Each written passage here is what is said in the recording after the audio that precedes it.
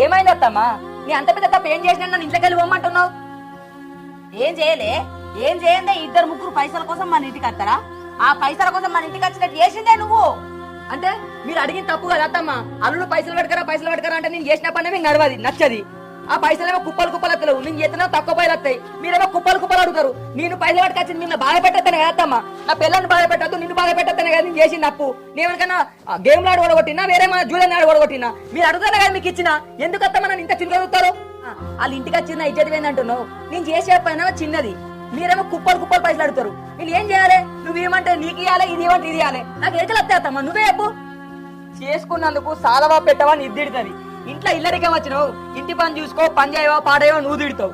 అప్పులు లేకపోతే ఏం చేయండి అత్తమ్మా? నేను ఒక్కనే కాదత్తమ్మా, పెళ్లి చేసుకున్న ప్రతి ఒక్కరికి ఇదే బాధ ఉంటది. ఏం చేయండి అత్తమ్మా మోగల పరిస్థితి ఏంటి అందరు నీ లెక్కనే ఉన్నారా ప్రపంచం మీద? పని చేసుకొని